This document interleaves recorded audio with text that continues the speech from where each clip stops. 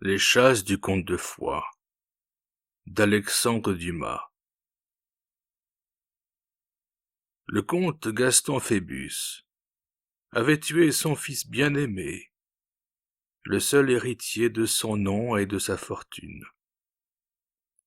Voilà pourquoi, à l'époque où commence cette histoire, il avait tant de cheveux blancs sur la tête et tant de rides au front. Voilà pourquoi il avait un retrait tout rempli d'oraisons, où il se renfermait 1 heure par jour pour y dire les heures de Notre-Dame, les litanies des saints et les vigiles des morts.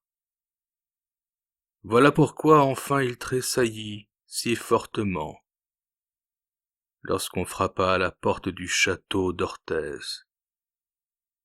Car tout en écrivant le 63e chapitre de son ouvrage sur la chasse des bêtes sauvages et des oiseaux de proie, il pensait à son pauvre petit garçon, qui reposait à cette heure dans la chapelle des frères mineurs à Orthez, tandis que son frère bâtard, Yvain, guerroyait avec les Castillans contre le roi Jean Ier de Portugal. Or 6 ans s'étaient écoulés depuis les événements que nous venons de raconter. Le comte de Foix, après avoir fait comme d'habitude sa prière en son retrait, venait de descendre en sa salle à manger, où l'attendait messire Yvain, qui était devenu un grand et beau chevalier, messire Ernanton d'Espagne, et messire Jehan Froissart, le chroniqueur, que le chevalier Esper de Lyon avait rencontré à Carcassonne et avait amené en sa compagnie jusqu'au château d'Orthez, où il avait été merveilleusement reçu du comte de Foix. On venait de se mettre à table, lorsqu'un varlet entra dans la salle, et se tenant près de la porte, attendit que son maître lui adressât la parole, quoiqu'on vît que, bien évidemment, il avait une nouvelle à annoncer. Au bout de quelques instants qu'il fut là, le comte l'aperçut. « Ah ah !» fit-il. « C'est toi, Ramonet. Eh bien, quelle nouvelle? Tu viens de loin, ce me semble. » « Du bois de Sauveterre, sur le chemin de Pampelune, en Navarre, monseigneur. »« Quelle nouvelle en apportes-tu? »« On y a vu la laie, monseigneur. »« Ah !» dit le comte, en se retournant vivement. « Et crois-tu qu'elle y soit restée? »« Oui, je le crois, monseigneur, car elle y était depuis 5 jours, et si elle y reste 5 jours encore, vous aurez le temps d'y aller, de la joindre et de la pourchasser à loisir. »« Oui, certes, j'irai, » dit le comte, « et nous verrons cette fois si elle m'échappera encore. »« Qu'est-ce que c'est que cette laie? » dit Froissart. « Messire Clerc, » lui répondit le comte de Foix, « vous qui prenez grand plaisir aux aventures de guerre, d'amour et de chasse, peut-être trouverez-vous en celle-ci quelque chapitre merveilleux à ajouter à votre chronique. Pour le présent, tout ce que je puis vous dire, c'est que je commence à croire que cette laie est enchantée. On la voit du jour au lendemain sur les points les plus opposés de mes comtés de Foix et de Béarn. Et on a beau la pourchasser à outrance, jamais nul n'a pu la joindre. Au moment où l'on croit l'atteindre, elle disparaît comme si la terre manquait sous elle. Quelques-uns disent même l'avoir vue disparaître en fumée. Et ce qu'il y a de plus étonnant, c'est que tous ceux qui l'ont vue et poursuivie sont morts de mal mort dans le courant de l'année. Vraiment? S'écria Froissart, dont les yeux étincelaient de plaisir à l'idée d'une histoire de nécromancie. L'avez-vous vu, monseigneur? Oui, certes, il y aura de cela demain 1 an. C'était en la forêt de Carcassonne. Mais je ne fus pas plus heureux que les autres. Je l'ai chassée toute une journée sans avoir pu la joindre. Le soir arriva et je la perdis. Et comment est-elle? Dit Froissart. Oh, pour cela, c'est la truie la plus maigre que j'ai vue de ma vie, tandis qu'elle n'a que la peau et les os, et avec cela le poil hérissé et de grandes têtes pendantes. Bref, j'ai bien chassé bêtes sauvages et carnassières depuis l'âge de 15 ans, jusqu'à celui de 59, où je suis arrivé, mais je n'ai jamais vu animal qui puisse lui être comparé. Croyez-moi, monseigneur et père, dit Yvain, en secouant la tête. N'y allez pas. Et pourquoi cela, beau-fils? Rappelez-vous ce qui est arrivé à monseigneur Pierre de Béarn, mon oncle, pour avoir chassé et mis à mort un ours. Et que lui est-il arrivé? Dit Froissart, toujours à l'affût des nouvelles. Folie que tous ces récits! Interrompit Gaston Phébus, d'un accent dans lequel perçait cependant quelque inquiétude. Il lui est arrivé, continua Yvain, laissant un intervalle de silence entre les paroles de son père et les siennes. Et cela est chose sûre, monseigneur, car elle m'a été racontée à moi-même en Espagne, après la bataille d'Aljubarrota, par la comtesse Florence de Biscaye, sa femme, laquelle était nièce de don Pierre le Cruel. Il lui est arrivé qu'un jour, un de ses piqueurs est venu lui dire, comme cet homme vient de le faire pour vous, qu'il y avait dans une forêt des Pyrénées un ours merveilleusement grand, et qui, près d'être forcé, s'était retourné et avait parlé aux chasseurs, ce dont tout le pays avait eu si grand effroi que nul n'osait plus le relancer ni le poursuivre.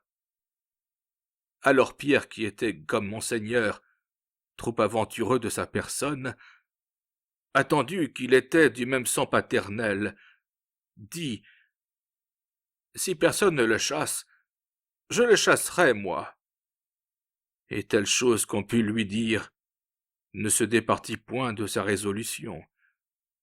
Ah donc, il partit avec sa meute et ses piqueurs, et chevaucha tant qu'il arriva devers la forêt désignée, et qu'à peine y fut-il entré, il y trouva l'ours. Aussitôt les piqueurs découplèrent les chiens, et la chasse commença. Mais l'ours se lassa bientôt de faire cette course. Il s'accula contre un arbre, et là joua si merveilleusement des pattes, qu'en moins d'un instant il étouffa et blessa le tiers de la meute. Ce dont mon bel oncle entra dans une grande colère, et tirant une épée de Bordeaux qu'il portait ordinairement en bataille, car elle était de si fin acier qu'elle ouvrait les cuirasses les plus fortes, il s'en vint à l'ours, et l'attaqua à corps, comme il l'eût fait d'un brigand. La lutte fut longue, car il avait recommandé à ses gens sur leur âme que pas un d'entre eux ne vint à son aide, à moins qu'ils ne le vissent renversé sur le dos comme un lutteur vaincu et au moment d'être oxy par son terrible adversaire. Mais il fit tant et si bien que ce fut lui qui renversa et oxy l'ours, de sorte qu'il s'en revint triomphant à son château, ramenant en triomphe l'animal mort qu'il faisait porter devant lui.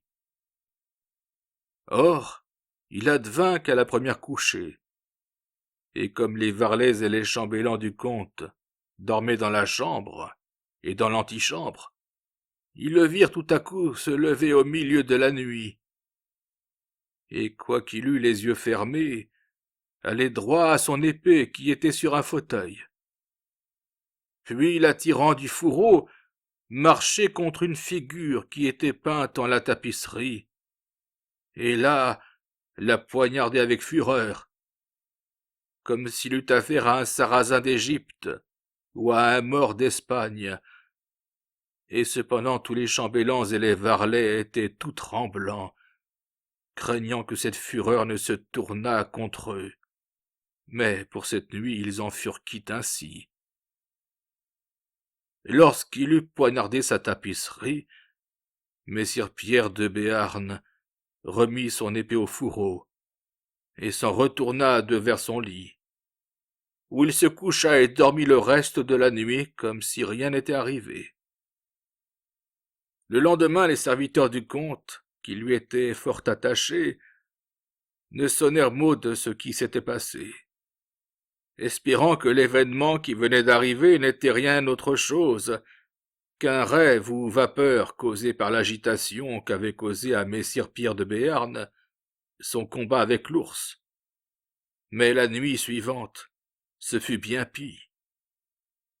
Comme on était arrivé à une autre couchée, et que cette fois il n'y avait pas de tapisserie à figure dans la chambre, messire Pierre s'en prit à son chambellan, et il s'en allait l'oxyre malgré ses cris et ses prières, lorsque 2 écuyers vinrent à son aide, et s'emparant du dormeur le désarmèrent, et le portèrent dans son lit, où ils le maintinrent de force, et malgré lui, une partie de la nuit. Et pendant tout cela il parlait, et agissait les yeux fermés. Encore était-il bien heureux qu'il ne fût pas de votre force, messire Ernanton, interrompit Gaston Phébus, en se retournant vers le chevalier qui portait ce nom. Car il faut que je vous conte mon histoire aussi, messire Johann Froissart. Pardon, Yvain, tu reprendras la tienne après. Faites, monseigneur. Or je vous dirai donc qu'un jour de Noël, comme je tenais grande fête et assemblée nombreuse de chevaliers en ce même château où nous sommes, il arriva qu'en sortant de dîner, nous montâmes sur la galerie, dont l'escalier est large et où l'on arrive, comme vous avez pu voir, par 25 marches. Or, dans cette galerie, il y a une cheminée, où l'on fait du feu quand je suis au château, mais jamais autrement.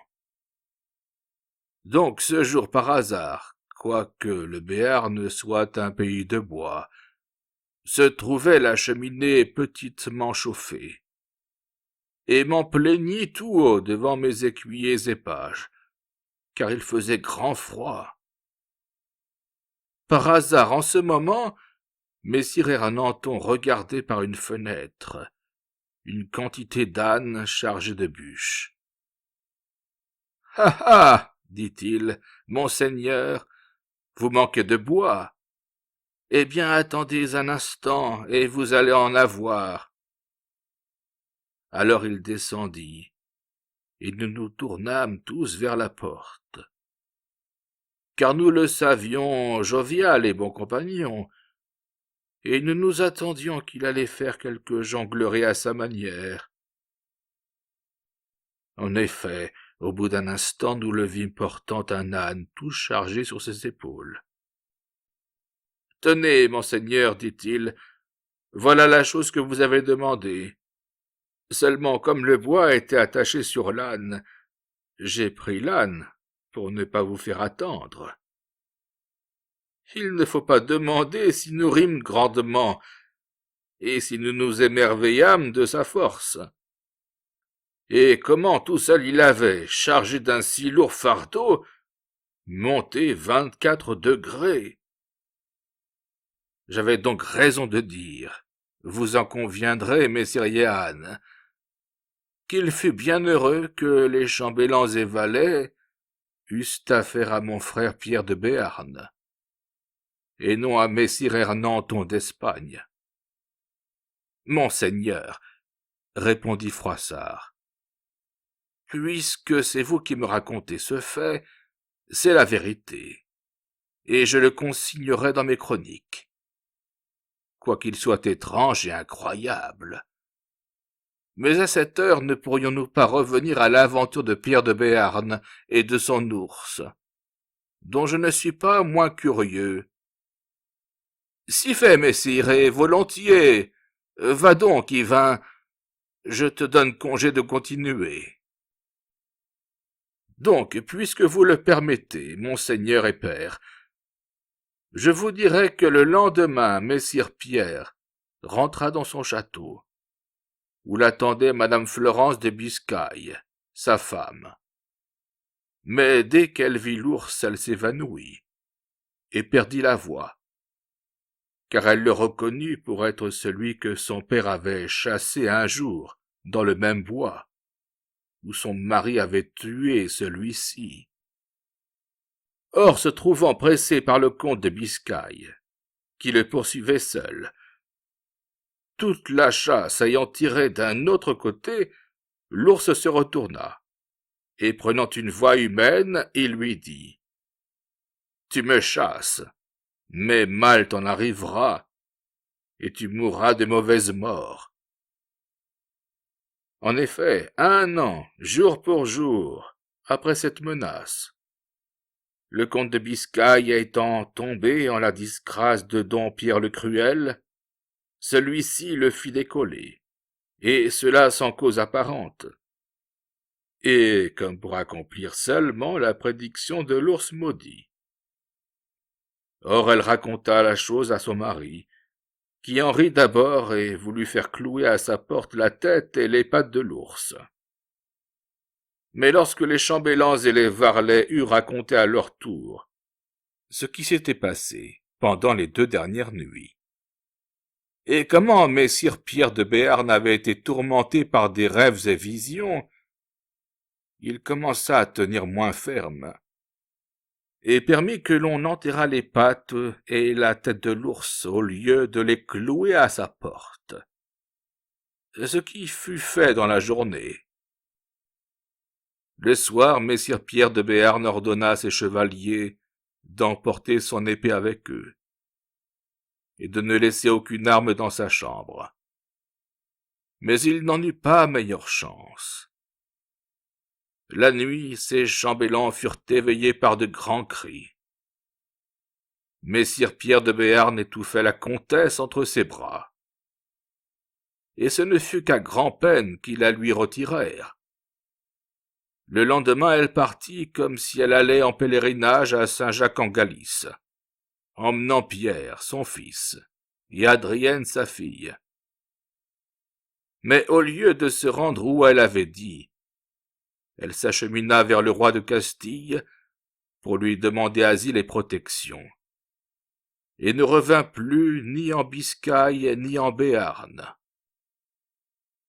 Quant à messire Pierre, ses visions continuèrent ainsi chaque nuit, sans qu'il se souvînt jamais au matin de ce qui s'était passé pendant son sommeil.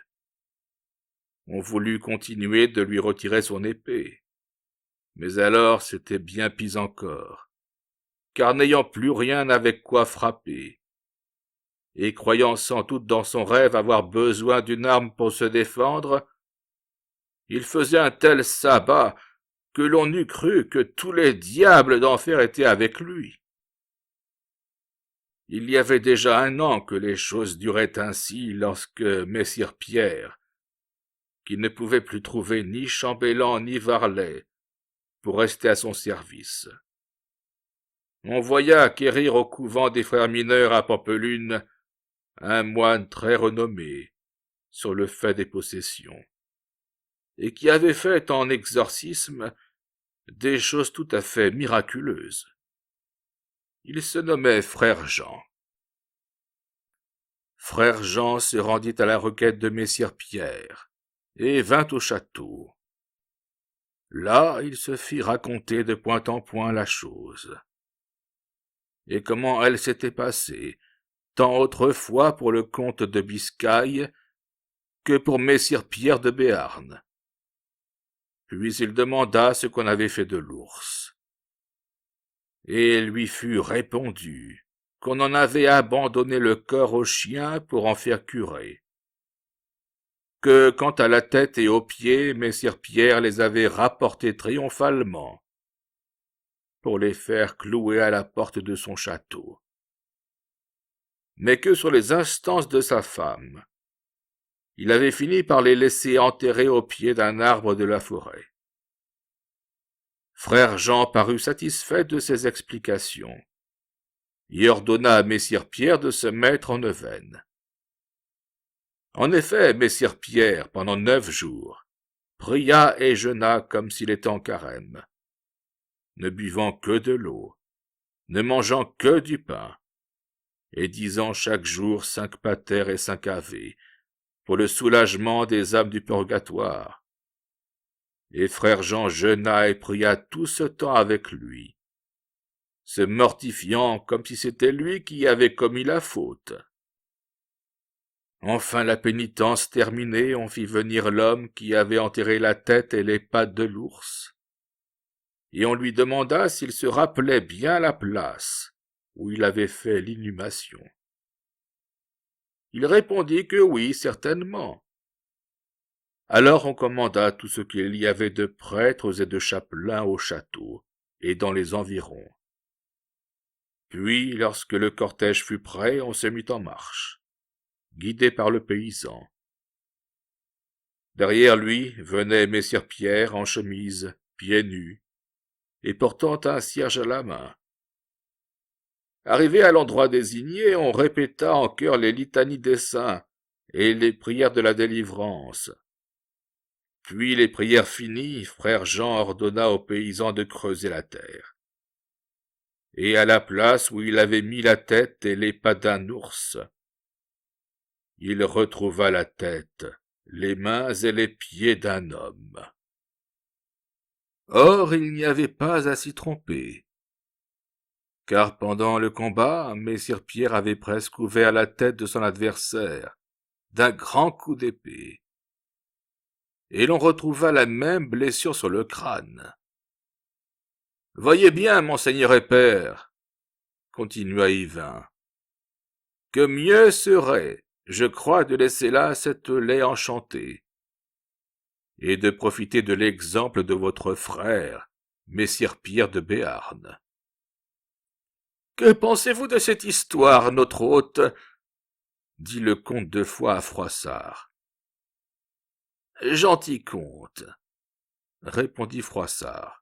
« J'y crois sincèrement, et j'en ai entendu raconter, et plus d'une qui avait ressemblance avec elle. Nous trouvons en l'Écriture qu'anciennement les dieux et déesses changeaient à leur plaisir et selon leur volonté les hommes en bêtes et en oiseaux, et ainsi faisaient à des femmes. Il n'est point, monseigneur, que vous, qui êtes savant plus que clerc, qui soit au monde, n'ayez entendu parler de l'histoire du chevalier Actéon. »« Non pas, doux maître, » répondit Gaston Phébus. « Contez-m'en le conte, je vous en prie. »« Volontiers, » reprit Froissart. « Et ainsi ferai-je à l'instant, monseigneur, puisque tel est votre bon plaisir. Or, selon les anciennes écritures, nous trouvons écrit que le seigneur Actéon était un noble, brave et gentil chevalier de Grèce, qui, comme vous, monseigneur, aimait avant tout le plaisir de la chasse. Donc il advint qu'une fois qu'il chassait dans les bois de la Thessalie, il se leva devant ses chiens un cerf merveilleusement grand et beau qu'il chassa tout le jour. Piqueurs, écuyers et chiens l'avaient perdu, et lui seul suivait encore la trace, lorsqu'il arriva à une clairière tout enclose de bois et environnée de grands arbres. Dans cette clairière, le chevalier Actéon ayant entendu des cris et des voix de femmes, descendit de son cheval et entr'ouvrit doucement les buissons. Il aperçut alors une grande fontaine, dans laquelle se baignait à la vesprée une dame merveilleusement belle, et entourée de ses suivantes. Or cette dame était Diane, la déesse de la chasteté, et ces femmes qui s'ébattaient alentour de leur reine, les nymphes et les naïades habitantes de la forêt, où chassait le gentil chevalier. Bien vous pensez, monseigneur, qu'Actéon, à cette vue, ne s'en retourna point en arrière. Il fut tout à coup aperçu de la déesse Diane, qui tout aussitôt poussa un cri.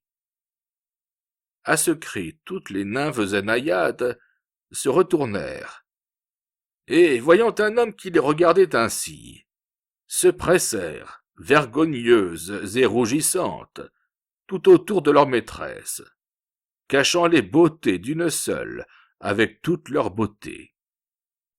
Alors, au milieu de ce gentil groupe, la déesse Diane éleva la tête et la voix, disant « Actéon, celui qui t'a envoyé ici ne t'aime guère, car attendu que je ne veux pas que la bouche d'un homme se puisse vanter de m'avoir vu ainsi, moi et mes femmes, je veux qu'à l'instant tu prennes la forme du cerf que tu as chassé aujourd'hui. » Et aussitôt Actéon fit changer en l'animal qu'avait dit la déesse Diane. Il se mit à courir par les bois, où ses chiens, qui avaient perdu la chasse de l'autre cerf, le retrouvèrent. Et depuis lors le chasse jour et nuit, sans qu'ils parviennent à le joindre, ni que lui se puisse délivrer de leur poursuite. Or, monseigneur, sans doute l'animal que tua messire Pierre de Béarn était quelque chevalier qui, ayant courroucé, comme l'avait fait Actéon, un dieu ou une déesse de son pays, avait été changé en ours et accomplissait sa pénitence lorsqu'il fut tué. Voilà pourquoi, le temps de sa pénitence étant fini, ou les prières du frère Jean ayant obtenu sa délivrance, on trouva la tête, les mains et les pieds d'un homme, au lieu de la tête et des pas d'un ours. « Messire, répondit le comte, votre explication est bonne et valable. Mais avec votre permission et celle divin, cela ne nous empêchera pas de chasser demain la laie, si Dieu nous donne vie d'ici là. Ah donc, nous partirons demain. Par ainsi, que chacun se tienne prêt pour l'heure de l'Angélus. » Or, comme on savait que lorsque monseigneur Gaston Phébus avait pris une résolution, il ne s'en départait en aucune manière, chacun se trouva à l'heure dite au rendez-vous qu'il avait donné, moins messire Yann Froissart, qui, se plaisant plus au plaisir de la chasse, resta au château afin d'écrire les différentes histoires qu'on lui avait racontées, tant sur la route de Carcassonne à Pamiers que depuis qu'il était arrivé à Orthez. La cavalcade se mit en route, suivie des piqueurs qui menaient la meute. La cavalcade se composait de toute la maison du comte, chevaliers, écuyers, chambellans et varlets. La meute se montait à 1600 chiens, car le comte était très luxueux sur l'article de la vénerie. À 8 heures du matin, on aperçut le bois de Sauveterre, qui était situé sur la route de Pampelune. Arrivé à la lisière, on fit halte. Alors Gaston Phébus, voulant essayer les chiens que lui avait envoyés le comte de Blois, ordonna à 4 piqueurs de prendre Tristan, Hector, Brux et Roland, et de se mettre en quête de la laie. Au bout d'un quart d'heure, Hector l'avait rencontré. Les 4 piqueurs se réunirent, tracèrent une enceinte, et renvoyèrent l'un d'eux annoncer au comte que l'allée était détournée. À cette bonne nouvelle, le comte ordonna aussitôt de se mettre en route. Arrivé à la place où la trace s'enfonçait dans le bois, on mit les chiens sur les fumées. Aussitôt toute la meute donna de la voix, et au bout d'un instant l'allée déboucha furieuse, et le poil hérissé. À sa vue, le comte tua et sonna. Puis, mettant son cheval au galop, il s'emporta derrière les chiens, suivi de toute la chasse. Pendant 5 heures tout alla au mieux. L'allée allait au souhait de ceux qui la poursuivaient, se faisant battre merveilleusement, et dans une circonférence de 4 ou 5 lieues. Mais vers Basse-Nonne, elle prit un parti désespéré, cessant de ruser et piquant droit devant elle. Le comte, voyant que la chasse n'était point près de finir, et que les chiens et les chevaux commençaient à se fatiguer, prit un cheval frais, et ordonna de lâcher tous les autres jusqu'au limier, qui avait détourné. Les piqueurs obéirent, et la poursuite reprit à grand renfort de voix et de bruit de corps. Au bout de 3 heures, il ne restait plus sur la voie qu'une centaine de chiens, parmi lesquels Brux, Tristan, Hector et Roland faisaient merveille, et derrière eux le comte Gaston Phébus, suivi à grande peine des 3 ou 4 chasseurs les mieux montés, parmi lesquels était Messire Yvain. Tout le reste, chiens et cavaliers, avait perdu la voie, ou était demeuré en route par cause de fatigue. 2 heures encore, la chasse continua avec la même vigueur. Pendant ces 2 heures, 96 chiens faillirent, et 2 chasseurs s'égarèrent, de sorte qu'il ne resta que les 4 limiers qu'avaient amenés Froissart et Messire Yvain, qui, ayant comme son père un cheval de rechange, avaient pu le suivre. Mais la compagnie ne fut pas longtemps si nombreuse. Au bout de 2 heures de course, le cheval de Messire Yvain s'abattit et ne voulut plus se relever. Commençant alors à se douter qu'il y avait peut-être magie en cette vitesse infernale, il cria à son père de ne pas aller plus loin et de revenir avec lui. Mais le comte était tellement emporté que, soit qu'il n'entendit pas les cris de son fils, soit que le vent emporta la réponse, Messire Yvain n'entendit rien, et le vit disparaître au détour d'une route, ce dont il fut bien angoisseux et bien dolent. Quant au comte, il continua de poursuivre seul l'allée maudite, que les chiens suivaient toujours à la même distance, sans paraître se fatiguer plus qu'elle. Pour le cheval, il semblait doué d'un instinct merveilleux, si bien que l'allée avait beau prendre à travers bois et fourrés.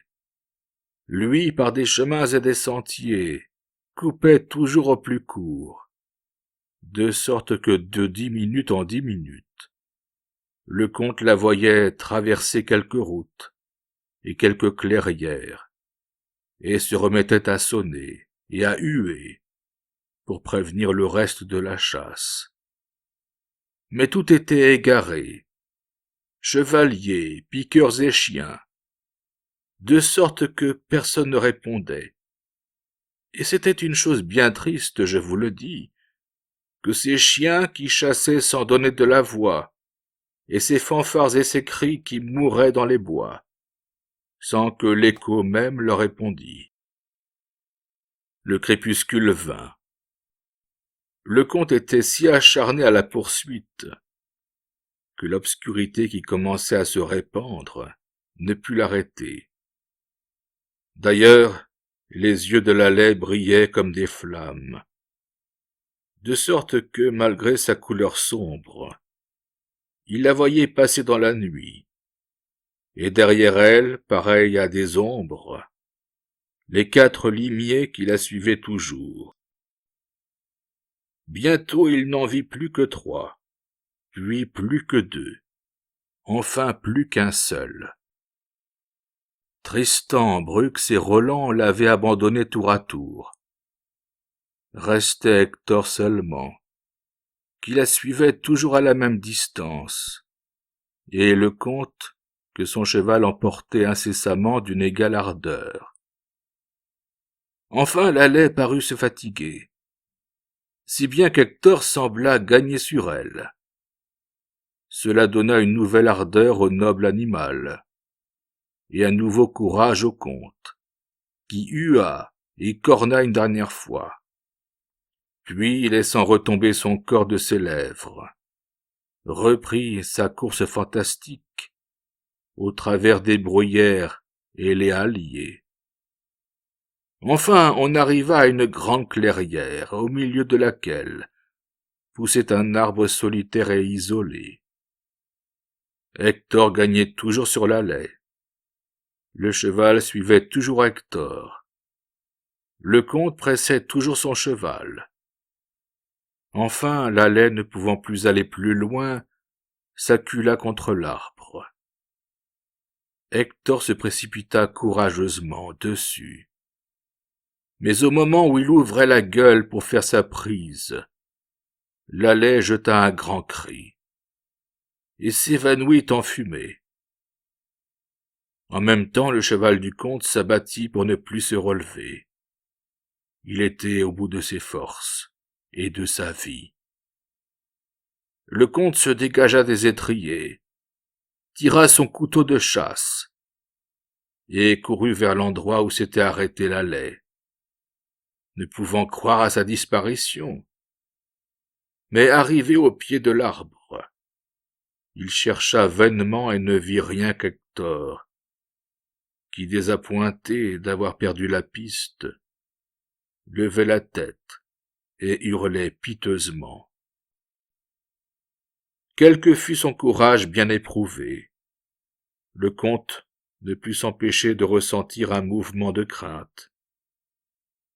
Un frisson courut par tout son corps, et comme Hector continuait de se plaindre, il lui imposa silence. Puis, regardant tout autour de lui, pour chercher à s'orienter, et voyant qu'il se trouvait dans une partie de la forêt qui lui était entièrement inconnue, il monta sur l'arbre pour voir s'il n'apercevait pas aux environs quelque château, quelque maison ou quelque chaumière. En effet, arrivé au faîte, il vit parmi les arbres une lumière qui brillait comme une étoile. Cela lui fit grand plaisir, car il avait craint d'abord de n'avoir que la terre pour lit et le ciel pour dais. Ayant donc pris la direction de la lumière le plus exactement qu'il lui fut possible, il descendit de l'arbre et s'achemina vers elle, suivi d'Hector, qui, ayant perdu toute ardeur cette fois, n'allait plus devant, mais le suivait par derrière, la tête inclinée et la queue pendante. Au bout de 100 pas, le comte quitta la clairière et s'engagea de nouveau dans la forêt.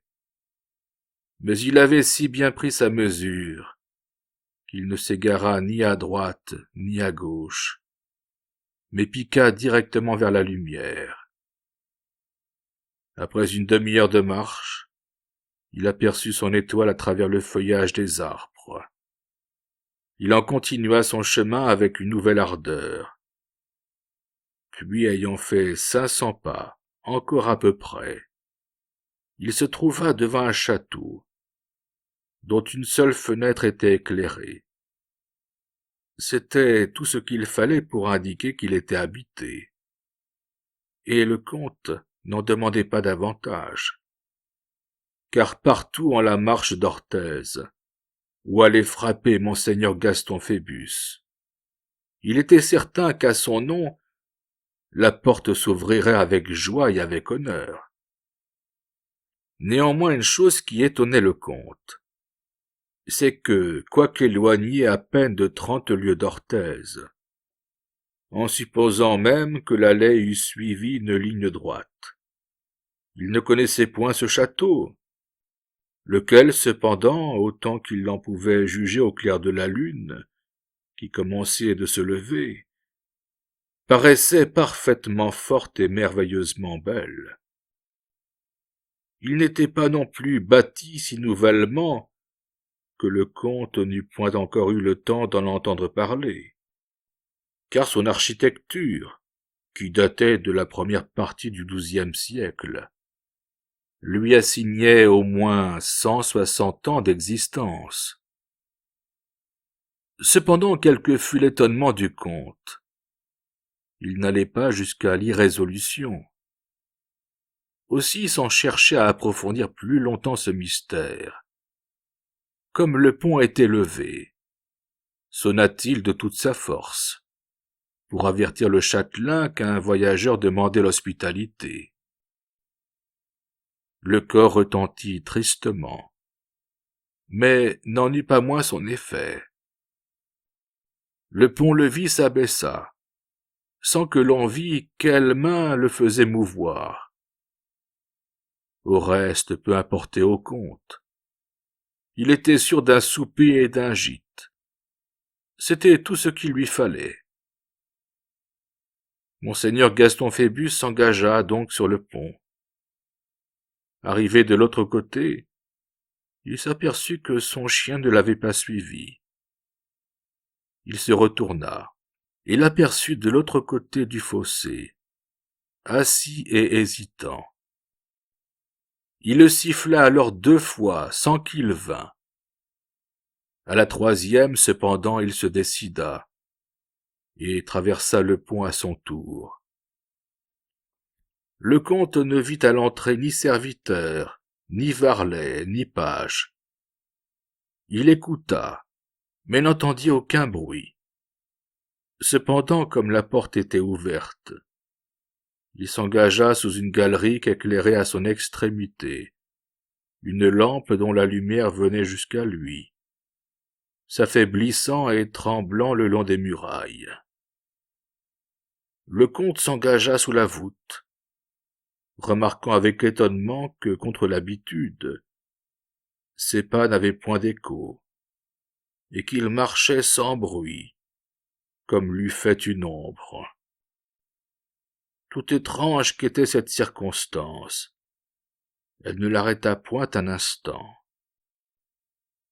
Arrivé à la lampe, il vit qu'elle éclairait un grand escalier. Cet escalier conduisait à la chambre, dont il avait aperçu la lumière. Il espéra enfin y trouver quelqu'un, et monta sans hésitation. Quant à Hector, il s'arrêta une seconde fois. Mais une seconde fois son maître l'appela à voix basse. Et quoiqu'il parût combattre, entre une terreur instinctive et l'affection qu'il portait au comte, le sentiment noble l'emporta, et il se mit à son tour à monter l'escalier, mais lentement, et comme à regret. Arrivé à la porte de la chambre, monseigneur Gaston Phébus vit un souper servi.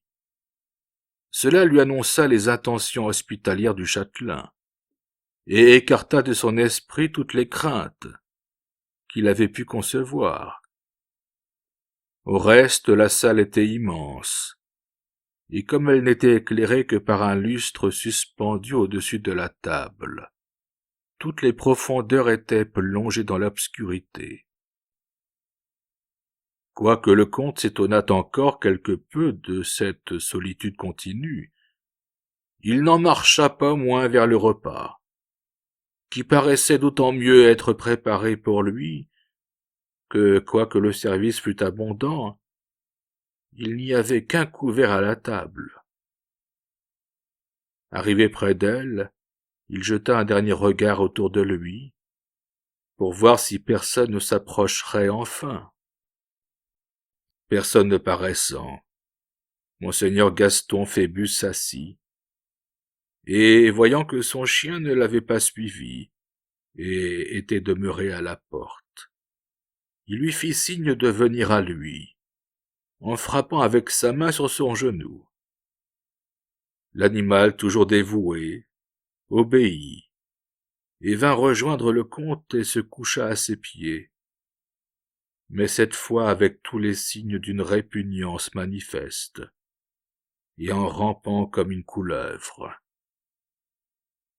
Si résolu que fût monseigneur Gaston Phébus, cette solitude et ce silence prolongé prenaient un caractère si étrange qu'il ne put se défendre d'un frissonnement intérieur, et qu'il porta la main à la courte épée qui lui servait de couteau de chasse, pour s'assurer qu'elle était toujours à son côté.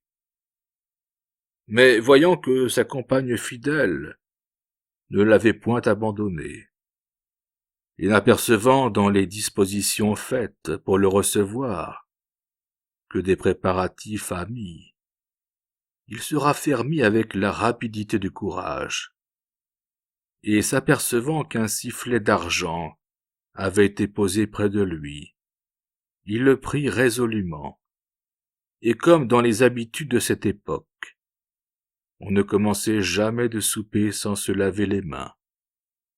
Il porta le sifflet à sa bouche, et siffla pour appeler un écuyer, un varlet ou un page, qui lui apporta l'aiguillère et le bassin.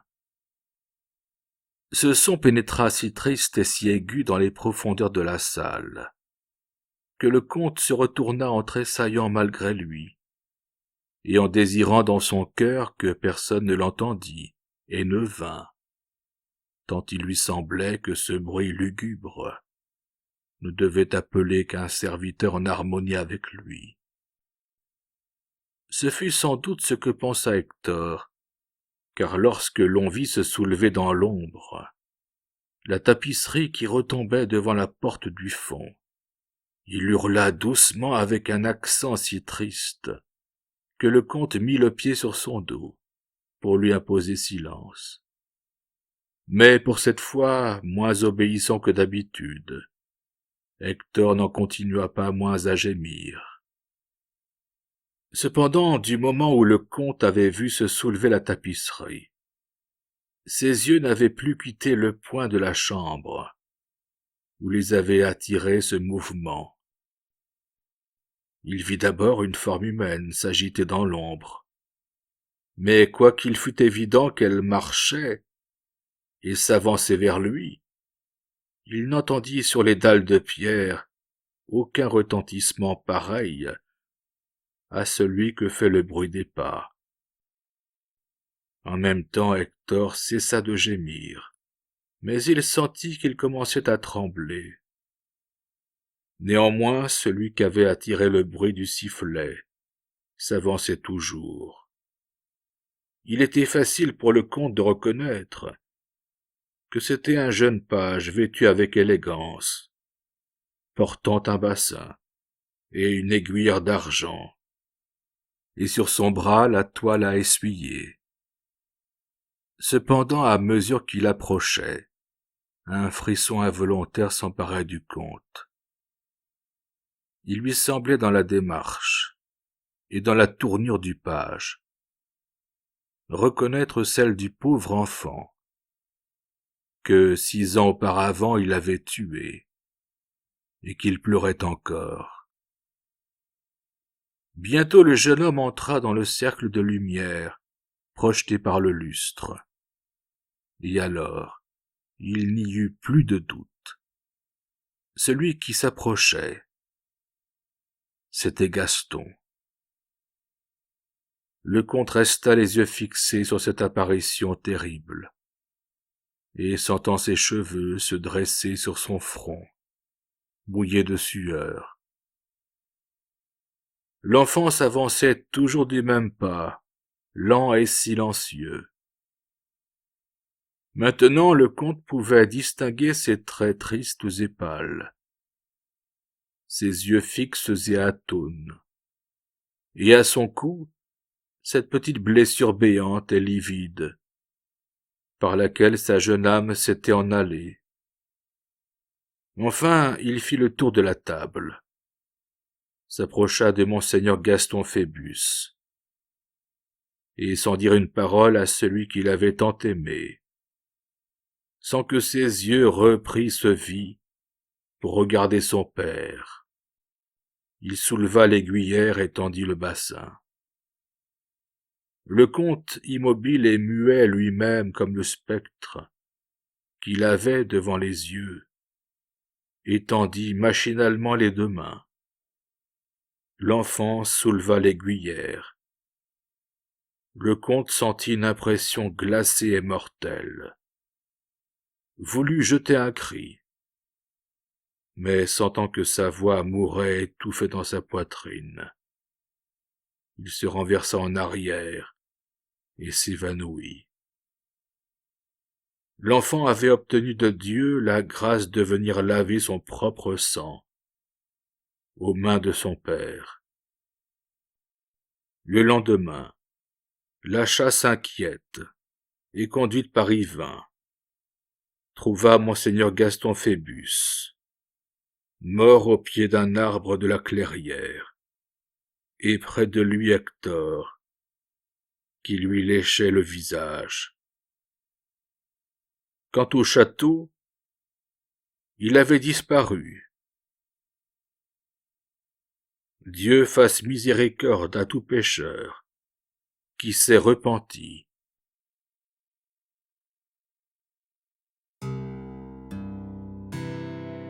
Vous venez d'écouter une lecture de Guillaume de Louvancourt.